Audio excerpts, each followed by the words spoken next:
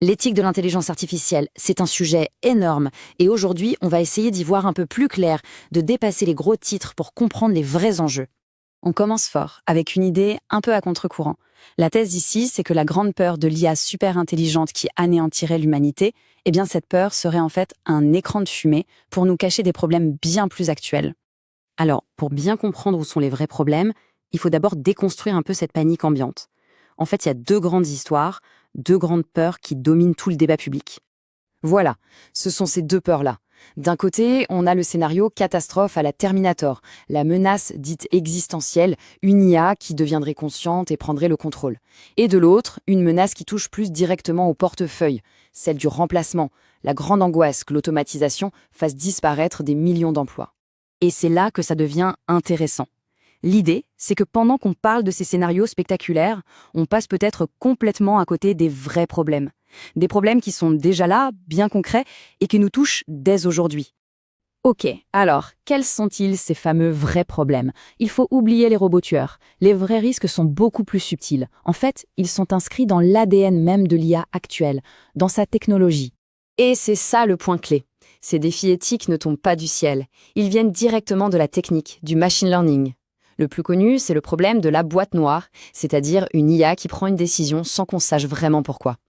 Et puis il y a les biais, la manipulation d'opinion, la vie privée, les droits d'auteur, la liste est longue. L'explicabilité, ou plutôt son absence, c'est ça le problème de la boîte noire. Imaginez qu'une IA vous refuse un prêt. Pourquoi? L'algorithme en a décidé ainsi. Ça ne peut pas suffire. Si on ne peut pas expliquer la décision, impossible de la contester, impossible de vérifier si elle est juste. Alors oui, l'IA reproduit nos biais, nos injustices. C'est un miroir de nos sociétés. Mais, et c'est là toute l'ironie, c'est aussi un outil formidable pour mettre ces injustices en lumière. Grâce à l'IA, on peut soudainement mesurer ces biais, les quantifier. C'est une opportunité unique de voir nos propres failles en face. Forcément, face à de tels problèmes, il fallait bien réagir. Et c'est ce qui s'est passé. On a vu naître un mouvement mondial pour tenter de construire des garde-fous, une sorte de bouclier éthique. Tout s'est accéléré au milieu des années 2010. D'abord, des chercheurs ont tiré la sonnette d'alarme.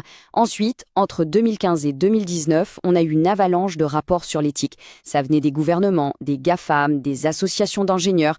Bref, tout le monde s'y est mis. Et aujourd'hui, ces principes se retrouvent au cœur des grandes régulations, comme l'AI Act en Europe. Et pourquoi tout ce remue-ménage ? Bon, il y avait bien sûr une volonté de montrer qu'on prenait les choses au sérieux, de faire preuve de responsabilité. Mais c'était aussi plus stratégique.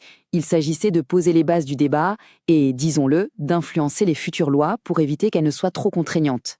De tout ce bouillonnement, un consensus a donc émergé autour de quelques grands principes. Explicabilité, justice, transparence, robustesse et responsabilité.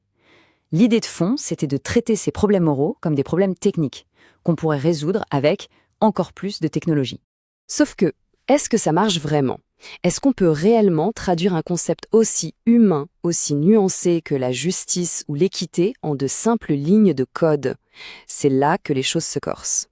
Pour bien comprendre ça, il y a un cas d'école parfait, l'affaire Compass aux États-Unis.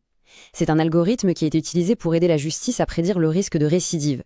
En 2016, le média ProPublica révèle que l'outil serait biaisé contre les accusés noirs. Ça a déclenché une controverse énorme, qui a mis en lumière un fait assez fou. Il existe plusieurs manières mathématiques de définir l'équité, et elles sont incompatibles entre elles. Voilà le cœur du problème. D'un côté, ProPublica disait, pour être juste, l'outil ne doit pas se tromper plus souvent en classant à tort une personne noire comme à haut risque. Ça semble logique. De l'autre, l'entreprise répondait « Non, pour être juste, il faut qu'à score de risque égal, la probabilité de récidiver soit la même pour tout le monde. » Ça aussi, ça semble logique. Le hic, c'est mathématiquement impossible d'avoir les deux à la fois.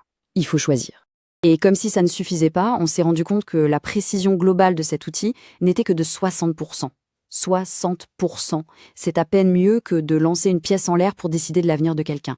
Pire encore, en creusant, on a découvert que ce score de 60% cachait une autre réalité. L'outil était assez fiable pour les cas simples, à faible risque, mais pour les cas les plus complexes, les plus risqués, c'est là qu'il était le moins performant. C'est-à-dire, pile au moment où on en avait le plus besoin. Mais attention, tout n'est pas noir dans cette histoire. Cette controverse, ce scandale même, a eu des effets très positifs. Ça a été un électrochoc. Partout aux États-Unis, on s'est mis à réévaluer ces outils. Les juges ont appris à ne plus les voir comme un verdict, mais comme une simple information parmi d'autres. et ça a même mené à des changements dans la loi de plusieurs États. Alors, qu'est-ce qu'on retient de tout ça? Quelle est la voie à suivre avec ces technologies si puissantes, mais en même temps si imparfaites? La conclusion, c'est peut-être cette phrase. On est un peu comme des apprentis sorciers. On a créé des outils absolument incroyables, mais on ne les maîtrise pas encore complètement.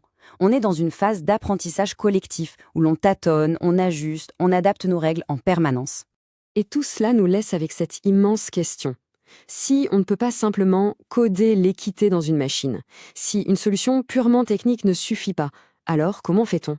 Comment construire des systèmes d'IA qui ne soient pas seulement performants, mais qui soient alignés sur nos valeurs les plus profondes? La question reste grande ouverte.